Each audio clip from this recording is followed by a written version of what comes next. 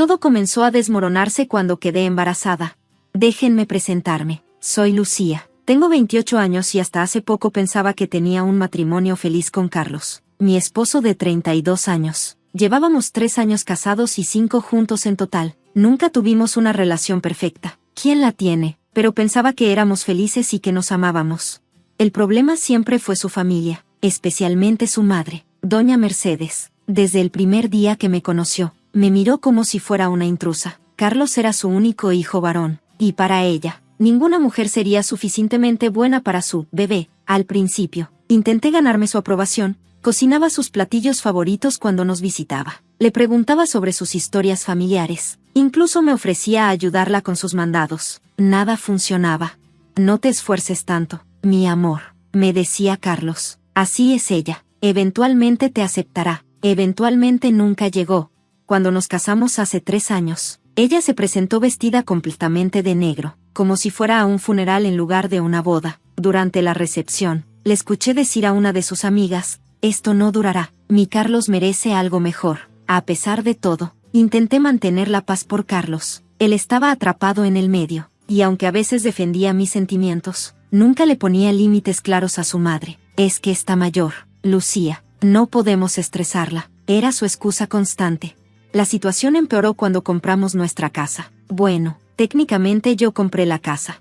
Verán, yo venía de una familia humilde pero muy trabajadora. Mis padres fallecieron en un accidente cuando yo tenía 19 años, y me dejaron un pequeño seguro de vida. En vez de gastarlo, lo invertí y trabajé duramente. Para cuando conocí a Carlos, ya tenía suficiente para el enganche de una pequeña pero linda casa en un buen vecindario. Carlos trabajaba como gerente en una empresa de logística. Ganaba bien, pero no tenía ahorros significativos. Cuando decidimos comprar una casa juntos, acordamos que yo pondría el enganche con mi dinero y él se encargaría de la mayor parte de los pagos mensuales de la hipoteca. Por consejo de mi tía Elena, la única familia que me quedaba, puse la casa únicamente a mi nombre. El amor es hermoso, sobrina, pero los bienes raíces son serios, me dijo mi tía. Nunca se sabe lo que pueda pasar. ¿Qué razón tenía? Carlos no tuvo problema con este arreglo, o al menos eso pensé. Lo que es tuyo es mío y lo que es mío es tuyo, me dijo cuando firmé los papeles. Estamos juntos en esto. La casa no era lujosa pero era perfecta para nosotros, 3 habitaciones, un pequeño jardín, y suficiente espacio para crecer como familia. Cuando doña Mercedes se enteró de que la casa estaba solo a mi nombre, armó un escándalo. Te está manipulando, hijo, le gritó a Carlos durante una cena familiar. Esa mujer te está controlando con su dinero. Esa noche tuvimos nuestra primera gran pelea. Carlos regresó a casa enfadado, cuestionando por qué no le había dicho a su madre que planeábamos poner la casa a nombre de ambos, eventualmente. La verdad es que nunca habíamos discutido eso. ¿Sabes cómo es mi madre?, me dijo. Solo necesitaba calmarla. Después de esa noche, las cosas cambiaron sutilmente. Carlos comenzó a trabajar más tarde, a salir más con sus amigos, y a visitar a su madre sin invitarme. Cuando le preguntaba si todo estaba bien, siempre respondía, solo estoy cansado, no es nada. Aún así, intentábamos mantener nuestra relación a flote. Viajamos, celebramos aniversarios, y hablábamos de formar una familia. En nuestro 3er aniversario de bodas, finalmente decidimos intentar tener un bebé.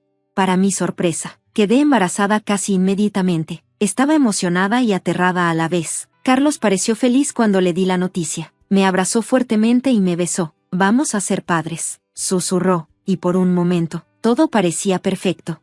Ese fin de semana, fuimos a darle la noticia a su familia. Esperaba, ingenuamente, que un nieto podría ablandar el corazón de doña Mercedes hacia mí. Qué equivocada estaba. La cena comenzó normalmente. Carlos anunció la noticia después del plato principal. Mamá, papá, Laura, Miguel, Lucía y yo vamos a tener un bebé. Su padre y hermanos nos felicitaron calurosamente. Doña Mercedes se quedó callada, con una expresión indescifrable en su rostro. Finalmente habló. ¿Estás seguro que es tuyo, hijo? El silencio que siguió fue ensordecedor. Sentí como si me hubieran dado una bofetada. Carlos se puso pálido. Mamá, exclamó, ¿cómo puedes decir algo así? Ella se encogió de hombros. Solo pregunto. Esa mujer siempre ha estado detrás de tu dinero. ¿Quién sabe qué otras mañas tiene? Me levanté de la mesa, temblando de rabia y humillación. Disculpen. Fue todo lo que pude decir antes de salir al jardín para tomar aire. Carlos me siguió unos minutos después. Esperaba que me defendiera. que le dijera a su madre que era inaceptable hablarme así. En cambio, me dijo, no le hagas caso, ya sabes cómo es, solo está procesando la noticia. Esa noche regresamos a casa en silencio. Algo se había roto entre nosotros, pero aún tenía esperanza de que el embarazo nos volviera a unir. Las primeras semanas de embarazo fueron difíciles. Tuve náuseas matutinas severas y una fatiga aplastante. Carlos parecía distante, siempre ocupado con el trabajo o ayudando a su madre con alguna emergencia familiar. En mi segundo mes de embarazo, comencé a tener dolores abdominales. Mi médica me dijo que necesitaba reposo absoluto, así que tuve que pedir una licencia en mi trabajo como diseñadora gráfica freelance. Afortunadamente, tenía algunos ahorros y podía permitirme unos meses sin ingresos. Carlos se mostró preocupado cuando le conté sobre las complicaciones, pero también parecía irritado. ¿Cuánto tiempo estarás así? Sabes que tengo el proyecto grande en el trabajo. Traté de no tomarme a pecho su reacción. Estaba estresado. Me dije a mí misma, todos lo estábamos. Una tarde, mientras descansaba, recibí una llamada de Laura, la hermana de Carlos. Siempre nos habíamos llevado bien. Era la única de su familia que realmente me aceptaba. Lucía, su voz sonaba tensa. ¿Has hablado con Carlos últimamente? Sobre el futuro, quiero decir. Me incorporé en la cama, súbitamente alerta. ¿A qué te refieres? Hubo una pausa. Tal vez deberías preguntarle directamente. Solo, cuídate. Sí, y llámame si necesitas algo. Colgó antes de que pudiera insistir. Intenté llamar a Carlos pero no contestó. No era inusual que estuviera ocupado en el trabajo, pero la llamada de Laura me dejó intranquila. Esa noche, cuando Carlos llegó a casa, lo confronté. ¿Hay algo que necesites decirme? Le pregunté mientras cenábamos. Me miró desconcertado. ¿De qué hablas? Laura me llamó hoy. Sonaba preocupada. Carlos dejó caer su tenedor. Por un segundo, vi pánico en sus ojos antes de que recompusiera su expresión. Mi hermana siempre ha sido dramática, dijo, evitando mi mirada. Probablemente está preocupada por el bebé, nada más. No quedé convencida, pero estaba demasiado cansada para discutir. Las complicaciones del embarazo me tenían agotada. Una semana después, los dolores empeoraron. Carlos estaba en un viaje de negocios, así que llamé a un taxi para ir al hospital. Los médicos determinaron que tenía una amenaza de aborto y necesitaba quedarme internada bajo observación. Llamé a Carlos pero no contestó. Dejé un mensaje explicando la situación. Luego llamé a Laura, quien prometió venir inmediatamente. Laura llegó en menos de una hora, pálida y visiblemente angustiada. No he podido contactar a Carlos, le dije. Ella apretó los labios. Yo tampoco. Pasé 3 días en el hospital. Los médicos lograron estabilizar mi condición, pero me advirtieron que el embarazo seguía siendo de alto riesgo. Necesitaría reposo casi total durante el primer trimestre. Carlos finalmente apareció el segundo día, con ojeras y ropa arrugada. Estaba en una zona sin señal. Se excusó. Vine en cuanto vi tu mensaje. Quería creerle. Necesitaba creerle. Me dieron de alta con estrictas indicaciones médicas. Carlos me llevó a casa, pero parecía distante, casi resentido. Tendré que reorganizar mi horario de trabajo, murmuró mientras me ayudaba a entrar a la casa. No puedo estar aquí todo el tiempo. Lo sé, respondí. Tal vez podríamos pedir ayuda a tu hermana, o contratar a alguien temporal, ya veremos. Me cortó. Los días siguientes fueron solitarios. Carlos salía temprano y regresaba tarde. Cuando le preguntaba sobre su día, sus respuestas eran monosílabos. Empecé a notar pequeños cambios, ropa nueva que no reconocía, un perfume diferente, llamadas que tomaba en otra habitación. Una noche, mientras Carlos se duchaba, su teléfono vibró con un mensaje. Nunca había sido el tipo de persona que revisaba el teléfono de su pareja, pero algo en mi instinto me dijo que debía mirar. El mensaje era de alguien guardado como VP. ¿Ya le dijiste? No podemos seguir esperando. Mi corazón se aceleró. Escuché que la ducha se cerraba, así que rápidamente dejé el teléfono donde estaba. Esa noche, no pude dormir. Todas las piezas comenzaban a encajar, su distancia, las llamadas secretas, la advertencia de Laura. A la mañana siguiente, confronté a Carlos durante el desayuno. ¿Quién es VP? Pregunté directamente. Se ahogó con su café. ¿Qué? Vi el mensaje anoche. ¿Ya le dijiste? No podemos seguir esperando. ¿Qué es lo que tienes que decirme, Carlos? Su rostro pasó del shock a la ira. ¿Revisaste mi teléfono? ¿Cómo te atreves? No cambies el tema. ¿Quién es y qué me estás ocultando? Se levantó bruscamente, tirando la silla. No tengo por qué aguantar esto. Estás paranoica por las hormonas. Salió dando un portazo. dejándome sola y confundida. Ese mismo día, recibí una llamada de un número desconocido. Era una mujer. ¿Lucía Mendoza?, preguntó con voz profesional.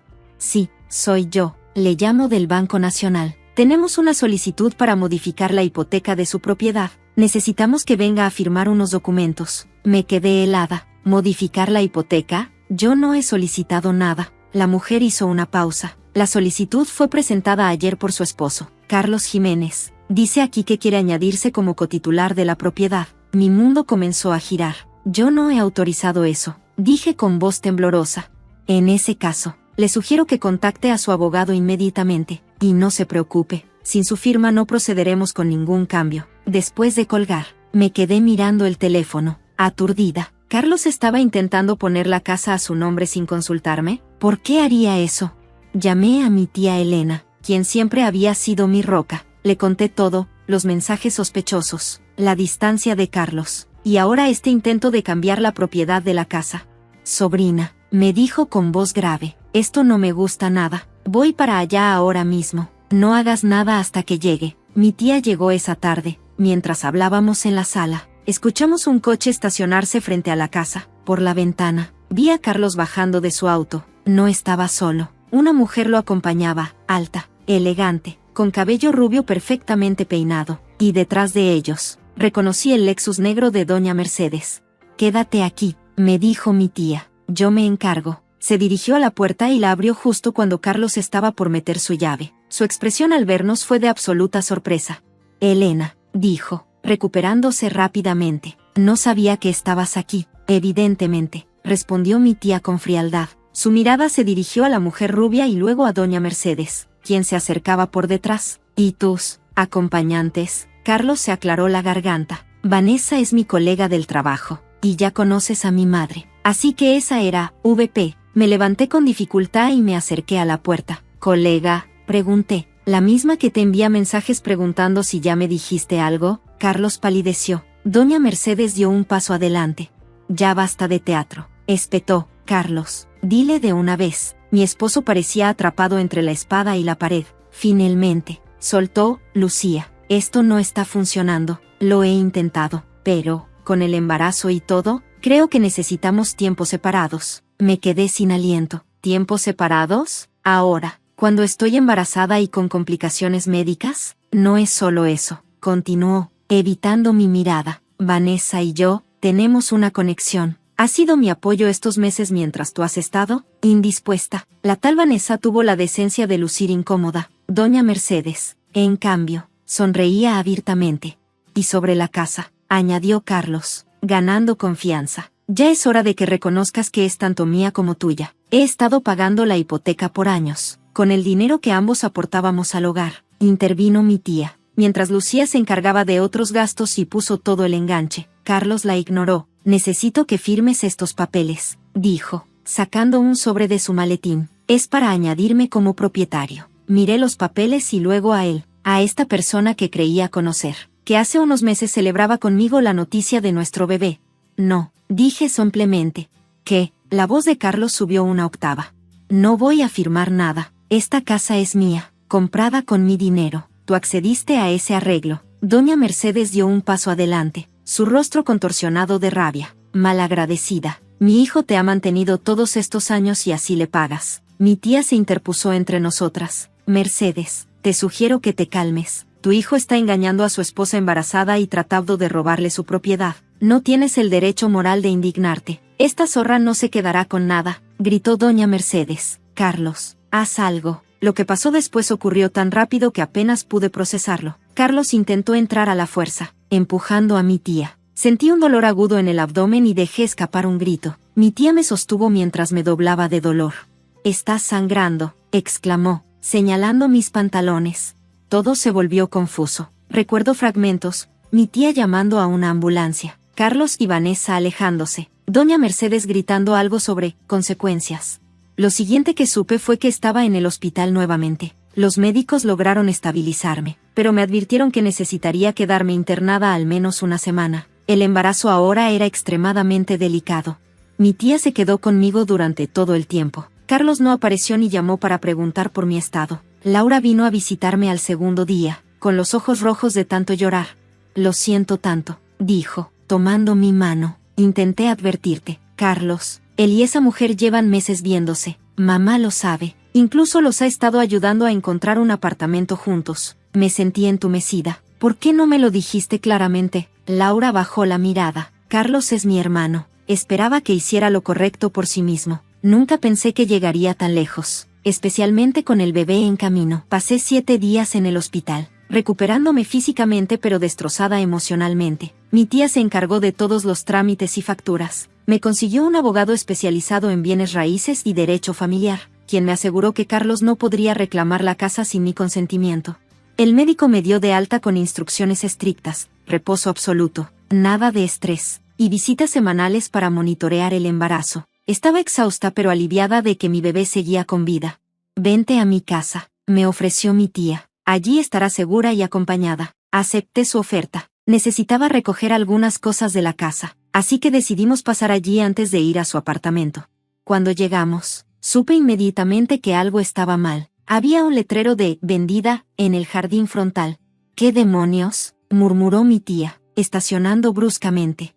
Entramos apresuradamente. La cerradura había sido cambiada, pero mi tía siempre guardaba una llave de repuesto. Al abrir la puerta, nos encontramos con una escena surrealista. La sala estaba llena de cajas. Algunos muebles habían desaparecido, y en la mesa del comedor había papeles esparcidos. Tomé uno de ellos. Era un contrato de venta. Mi casa, mi hogar, estaba siendo vendida a un tal Ricardo Fuentes. Esto es imposible, dije, sintiendo que me faltaba el aire. No pueden vender la casa sin mi firma. Mi tía examinó los documentos con el ceño fruncido. Estos papeles son falsos. Tu firma está aquí, pero es obvio que ha sido falsificada. En ese momento, escuchamos voces que se acercaban. Carlos y doña Mercedes entraron, seguidos por un hombre de mediana edad en traje que supuse era Ricardo Fuentes. Se detuvieron en seco al vernos. ¿Qué haces aquí?, exclamó Carlos. Deberías estar en el hospital. Levanté los papeles. ¿Falsificando mi firma? ¿Vendiendo mi casa? El señor Fuentes miró confundido de mí a Carlos. ¿Hay algún problema con la venta? Me aseguraron que todo estaba en orden. Doña Mercedes intervino. Todo está en orden. Esta mujer ya no es parte de la familia. La casa pertenece a mi hijo. Me reí amargamente. La casa está a mi nombre. Mercedes, siempre lo ha estado. Lo que están haciendo es ilegal. Ya no importa lo que digas, respondió con una sonrisa maliciosa. Los papeles están firmados y el depósito realizado. Tienes hasta mañana para sacar tus cosas. Mi tía sacó su teléfono. Voy a llamar a la policía ahora mismo. Carlos se acercó, su rostro una máscara de rabia contenida. Lucía, sé razonable. Yo he pagado esta casa por años. Es justo que obtengamos algo por ella. ¿Obtengamos? ¿Tú y tu amante? ¿O tú y tu madre? Sentí la rabia hervir dentro de mí. Has estado engañándome, intentando robarme. ¿Y ahora quieres que sea razonable? La situación se calentó rápidamente. Doña Mercedes comenzó a gritar. Carlos intentaba justificarse. El señor Fuentes exigía explicaciones. Mi tía finalmente logró contactar con la policía. Mientras esperábamos, me sentí súbitamente mareada y tuve que sentarme. El estrés era demasiado para mi condición. Miren lo que hacen, les gritó mi tía. Está embarazada y acaba de salir del hospital. Doña Mercedes resopló. Siempre tan dramática. Seguro ni siquiera está embarazada de verdad. Fue la gota que colmó el vaso. Me levanté, temblando de furia y dolor. Fuera de mi casa, grité, todos fuera. La policía llegó minutos después. Les expliqué la situación y mostré mis documentos originales de propiedad que mi tía, sabiamente, había traído consigo. También mostré mi identificación y les hice notar la falsificación obvia de mi firma. Los oficiales tomaron declaraciones de todos los presentes. El señor Fuentes, comprensiblemente molesto, explicó que había entregado un depósito considerable a Carlos después de que éste le asegurara que era el propietario legítimo.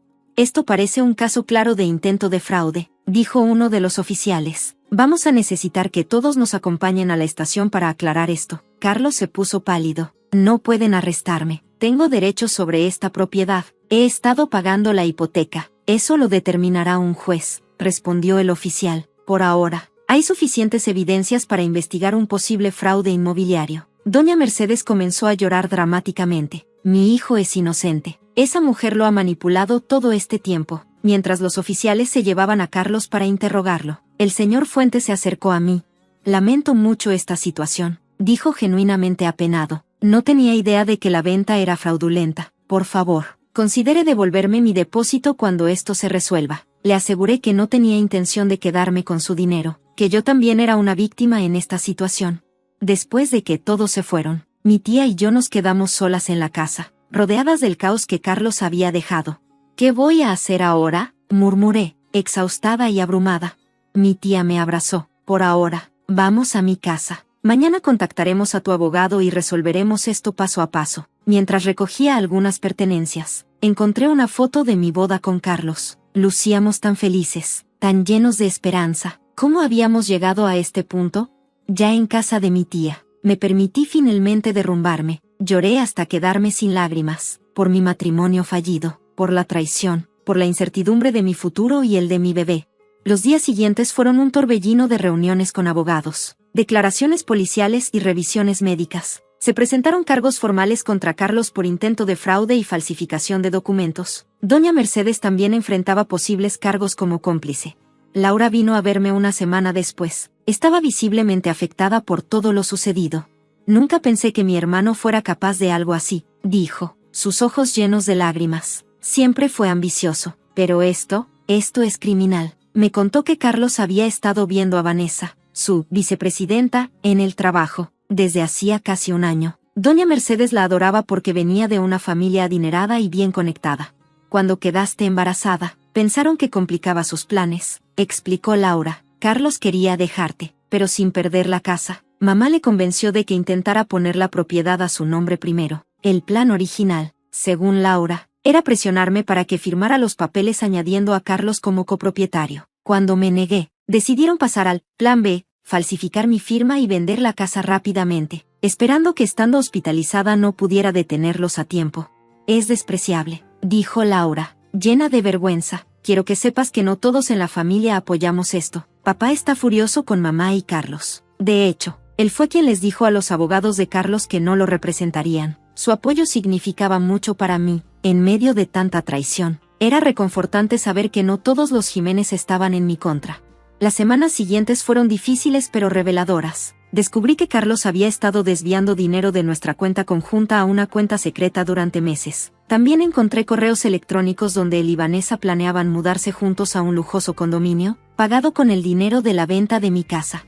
Mi abogado me aseguró que tenía un caso sólido. No solo para mantener la propiedad de la casa sino también para solicitar una orden de alejamiento contra Carlos y su madre, considerando el estrés que me habían causado durante mi embarazo de alto riesgo. Un mes después del incidente, recibí una carta inesperada. Era de Carlos, enviada desde la casa de sus padres donde aparentemente se estaba quedando. Dudé en abrirla, pero finalmente la curiosidad pudo más.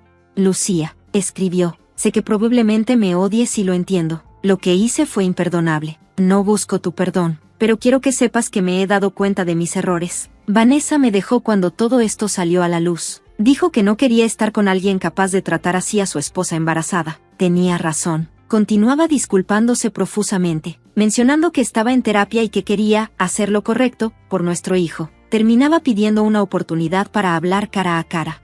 Mostré la carta a mi tía, quien resopló incrédula. Clásico manipulador, dijo. Su plan falló. Su amante lo dejó, y ahora quiere regresar contigo. Ni siquiera menciona los cargos legales que enfrenta. Decidí no responder. Ya no confiaba en Carlos y no tenía energía para más drama. Mi prioridad era mi embarazo, que milagrosamente seguía progresando a pesar de todo. Laura me mantenía informada sobre la situación de su familia. Al parecer, el escándalo había causado una profunda división. Su padre se había mudado temporalmente a casa de su hermano, disgustado por el comportamiento de su esposa y su hijo. Doña Mercedes, según Laura, alternaba entre periodos de arrepentimiento y arranques de furia donde me culpaba por destruir a su familia. Una tarde, mientras descansaba en casa de mi tía, recibí una llamada de mi abogado. Tengo noticias, dijo. Carlos quiere llegar a un acuerdo. Está dispuesto a firmar el divorcio bajo tus términos y renunciar a cualquier reclamo sobre la propiedad. Me sorprendió la noticia. ¿Por qué el cambio repentino? Parece que está negociando con la fiscalía.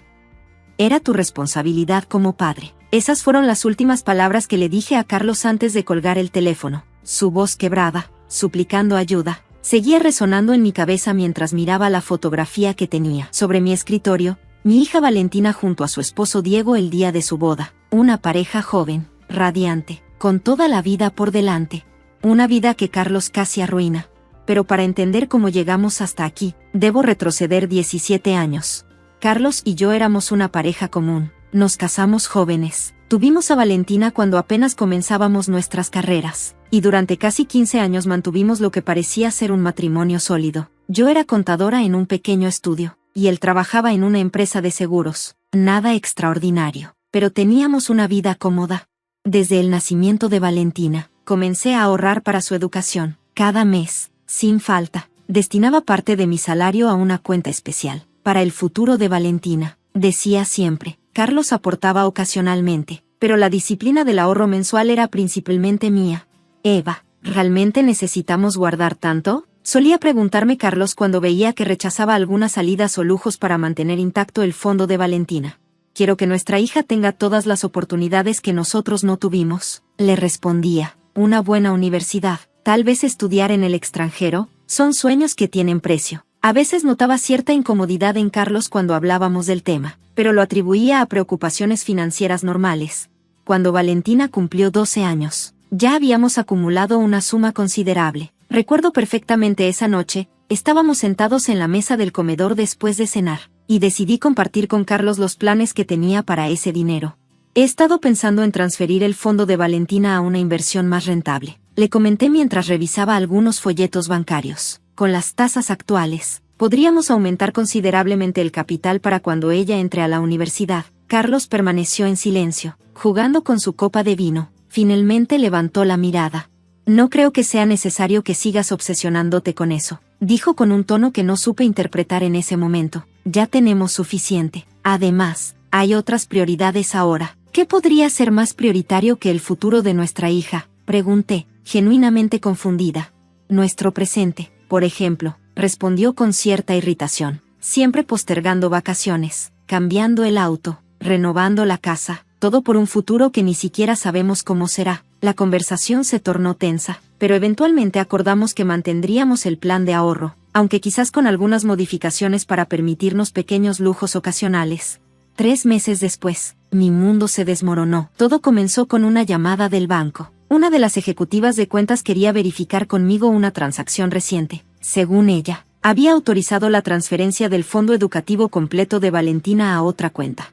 Debe haber un error, le dije, sintiendo como mi corazón se aceleraba. Yo no he autorizado ninguna transferencia, señora González. Tenemos el formulario firmado por usted y su esposo. La transferencia se realizó hace 2 semanas. Esa misma tarde, cuando llegué a casa con los documentos del banco que mostraban claramente una firma falsificada, encontré a Carlos empacando una maleta. ¿Qué estás haciendo?, pregunté, aunque algo dentro de mí ya intuía la respuesta. Eva, lo siento, esto no está funcionando. Hace tiempo que no somos felices juntos. ¿Dónde está el dinero de Valentina? Mi voz sonaba extrañamente calmada, incluso para mí misma. Carlos se detuvo por un momento, y luego continuó metiendo ropa en la maleta sin mirarme. Lo necesitaba para un negocio. Es una oportunidad única. Te lo devolveré multiplicado. Carlos, ese dinero no es tuyo, es de nuestra hija. Finalmente se giró hacia mí, y vi algo en sus ojos que nunca había visto antes, una mezcla de desesperación y desprecio. ¿Crees que no lo sé? He vivido toda mi vida escuchándote hablar de ese maldito fondo, como si fuera lo único importante. ¿Y yo qué? ¿Cuándo se trata de lo que yo necesito? ¿Y qué necesitas tan urgentemente que justifica robarle a tu propia hija? Mi voz empezaba a elevarse. Una inversión, un negocio propio. Estoy harto de ser un empleado mediocre mientras tú controlas cada centavo. Carlos, ese dinero es sagrado. Devuélvelo ahora mismo. Soltó una risa amarga. No puedo. Ya está invertido. ¿En qué? ¿Con quién? No lo entenderías. Son negocios de alto nivel. En ese momento, Valentina entró a la habitación. Con sus 12 años, era demasiado perspicaz para no notar la tensión. ¿Qué pasa?, preguntó, mirando alternativamente a cada uno de nosotros. ¿Por qué están peleando? Carlos se acercó a ella, forzando una sonrisa. Nada importante, princesa. Papá tiene que hacer un viaje de negocios. Eso es todo. ¿Por qué tienes una maleta tan grande para un viaje de negocios? La intuición de mi hija me partió el corazón. Esa noche, cuando Valentina finalmente se durmió después de horas de lágrimas al enterarse que su padre se iba de casa, confronté nuevamente a Carlos. Te doy 3 días para devolver ese dinero. es el futuro de tu hija. Eva, no seas dramática. El dinero está mejor en mis manos, lo multiplicaré, y Valentina tendrá mucho más de lo que habías ahorrado. No se trata solo del dinero, Carlos, es la traición, la mentira. Confía en mí por una vez, dijo mientras tomaba su maleta. Este dinero está mejor en mis manos, y con esas palabras, salió de nuestra vida. Los días siguientes fueron un torbellino de confusión y dolor. Consulté con un abogado, quien me explicó que, al ser una cuenta conjunta, legalmente Carlos tenía derecho a disponer del dinero. Podía demandarlo por la falsificación de mi firma, pero el proceso sería largo y costoso, sin garantía de recuperar los fondos. Lo peor fue explicarle a Valentina que su padre no solo nos había abandonado, sino que también se había llevado el dinero destinado a su educación. Decidí no contarle toda la verdad en ese momento. Solo le dije que su padre había tomado decisiones equivocadas y que yo me encargaría de asegurar su futuro. Y así lo hice. Aquí es donde entra mi secreto, ese que nunca le conté a Carlos y que ahora, años después, se ha convertido en su perdición. Cuando comencé a ahorrar para Valentina, abrí 2 cuentas diferentes. Una era la cuenta conjunta que Carlos conocía, donde depositaba aproximadamente la mitad de lo que destinaba mensualmente para nuestra hija. La otra era una cuenta a mi nombre exclusivamente, donde depositaba el resto. No lo hice por desconfianza hacia Carlos, al menos no inicialmente. Lo hice porque, como contadora, siempre he creído en diversificar los activos, en no tener todos los huevos en la misma canasta. Con el tiempo, esa segunda cuenta se convirtió en mi plan B, mi red de seguridad para Valentina. Nunca le hablé a Carlos sobre esta cuenta, no porque quisiera ocultarle información, sino porque él nunca mostró verdadero interés en los detalles financieros. Cuando hablábamos del fondo de Valentina, él asumía que me refería únicamente a la cuenta conjunta, y yo no vi necesidad de corregirlo. Después de su traición, esa decisión resultó ser la más acertada de mi vida. Los años pasaron. Valentina creció convirtiéndose en una joven brillante y determinada. La relación con su padre se redujo a llamadas esporádicas en cumpleaños y algunas visitas durante vacaciones. Carlos nunca recuperó el dinero que invirtió. Según él, tuvo mala suerte en los negocios, pero prometía constantemente que algún día nos compensaría. Yo nunca le conté a Valentina sobre el segundo fondo. Quería que fuera una sorpresa cuando llegara el momento adecuado. Ese momento llegó cuando fue aceptada en una de las mejores universidades del país para estudiar medicina. Mamá, no sé si podré ir, me dijo una noche, con los ojos llenos de lágrimas. La matrícula es demasiado cara, quizás debería considerar otra carrera, o empezar en una universidad más económica y transferirme después. Valentina, le dije, tomando sus manos, tu futuro está asegurado, siempre lo ha estado. Esa noche le revelé la existencia del segundo fondo, que para entonces había crecido considerablemente gracias a inversiones prudentes. Sus ojos se iluminaron con una mezcla de sorpresa y alivio. ¿Por qué nunca me lo dijiste? Quería protegerte. No quería que pensaras que desconfiaba de tu padre, o que tuvieras que guardar un secreto tan grande, pero, ¿y el dinero que papá se llevó? Eso es algo entre tu padre y su conciencia. Lo importante ahora es que tienes los medios para perseguir tus sueños. Valentina cursó medicina con excelentes calificaciones. Durante sus estudios, conoció a Diego, un estudiante de derecho brillante y dedicado. Se casaron poco después de la graduación, y ambos comenzaron a construir carreras prometedoras. Carlos apareció en la boda, visiblemente incómodo pero intentando actuar como un padre orgulloso. Para entonces, yo ya había rehecho mi vida. Me había vuelto a casar con Manuel, un hombre honesto y trabajador que adoraba a Valentina como si fuera su propia hija. Se ve muy feliz, me comentó Carlos durante la recepción, mientras observábamos a Valentina bailar con su nuevo esposo. Lo es, respondí secamente. Eva, nunca tuve la oportunidad de disculparme adecuadamente. Lo que hice, no hablemos de eso hoy, lo interrumpí, es el día de Valentina, no el momento para desenterrar el pasado. Carlos asintió y se alejó, pero pude ver en sus ojos algo que parecía ser genuino arrepentimiento. Quizás los años le habían dado perspectiva, o tal vez simplemente se sentía culpable al ver lo que casi había arruinado. Pasaron 2 años más. Valentina y Diego establecieron su propio bufete jurídico especializado en casos médicos, combinando perfectamente sus áreas de expertise. Su reputación crecía, y pronto se convirtieron en una referencia en su campo. Fue entonces cuando recibí esa llamada desesperada de Carlos. Eva, necesito hablar contigo urgentemente. Su voz sonaba temblorosa. ¿Qué sucede? Es sobre Valentina y Diego. Me están demandando. ¿Qué? ¿Por qué? Por el dinero. El fondo educativo. Diego descubrió lo que hice. y ahora está exigiendo que devuelva todo, con intereses. Dice que fue un fraude, que podría ir a prisión. Sentí una mezcla de emociones, sorpresa, confusión, pero también una extraña sensación de justicia poética. Carlos, ¿por qué me llamas a mí? Este es un asunto entre tú y ellos, porque tú eres la única que puede detenerlos. Valentina te escuchará. Dile que fue un error, que pretendía devolverlo. No tengo ese dinero. Eva, si prosiguen con esto, lo perderé todo. Era tu responsabilidad como padre. Le respondí, y colgué. Esa misma tarde, Valentina me llamó. Mamá, ¿papá te contactó? Sí, hace unas horas. Lamento que te haya involucrado en esto. No era nuestra intención. ¿Qué está pasando exactamente? Valentina, hubo un momento de silencio al otro lado de la línea. Diego estaba revisando algunos casos de fraude financiero familiar para un cliente, y recordó lo que papá había hecho. Me sugirió que podríamos intentar recuperar ese dinero legalmente, no por necesidad, sino por justicia, supongo, entiendo. ¿Y cómo descubrieron los detalles? Diego solicitó los registros bancarios. Fue sorprendentemente fácil demostrar el fraude con la firma falsificada. Además, papá nunca cambió sus patrones de gasto después de tomar el dinero. Compró un auto nuevo, viajó, todo está documentado. Sentí una punzada de compasión por Carlos, pero rápidamente recordé todo el dolor que nos había causado. Las noches en que Valentina lloró preguntándose por qué su padre la había abandonado. Los sacrificios adicionales que tuve que hacer para compensar lo que él había robado. ¿Qué piensas hacer?, le pregunté.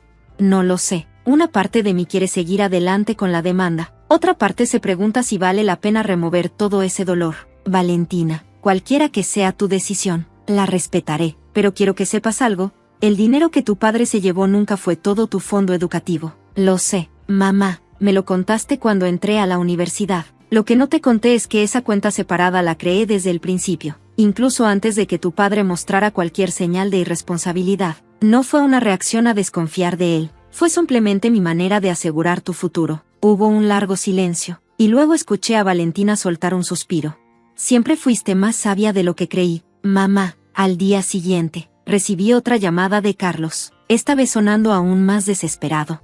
El banco ha revelado todos los registros. Diego tiene copias de todo, las transferencias, mis compras después de tomar el dinero, incluso conversaciones con el gerente del banco donde prácticamente admití haber falsificado tu firma. Estoy acabado. Eva, ¿qué esperas que haga? Carlos, habla con ellos. Diles que fue un error, que ya he sufrido suficiente con el distanciamiento de Valentina todos estos años. ¿Y el dinero? ¿Alguna vez pensaste en devolverlo? No puedo. Lo perdí todo en malas inversiones. Luego intenté recuperarlo con más inversiones arriesgadas, y solo empeoré la situación. ¿Sabes algo, Carlos? Durante todos estos años me he preguntado si hice lo correcto al no perseguirte legalmente cuando te fuiste. Parte de mí quería proteger a Valentina del escándalo, pero otra parte simplemente no quería prolongar el dolor. Ahora veo que esa decisión te permitió evadir las consecuencias de tus acciones. Por favor, Eva, te lo suplico. Fue entonces cuando le di la noticia que cambiaría todo.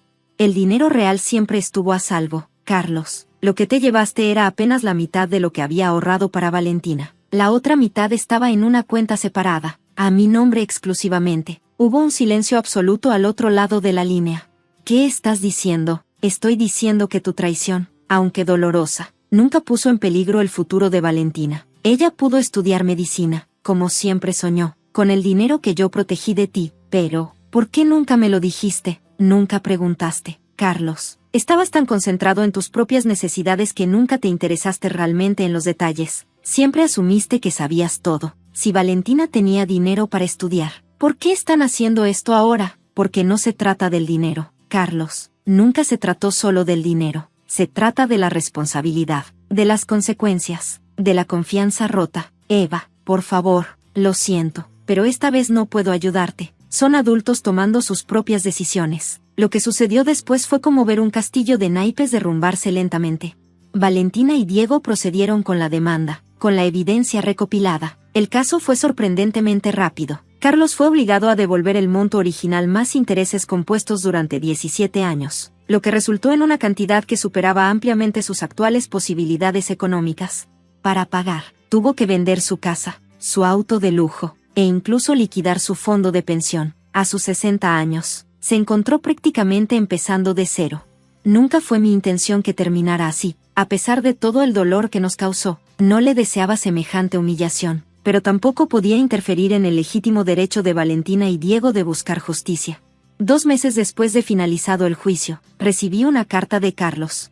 Querida Eva, primero, quiero agradecerte por no testificar en mi contra durante el juicio, aunque habrías tenido todo el derecho de hacerlo. Tu silencio fue más misericordioso de lo que merecía.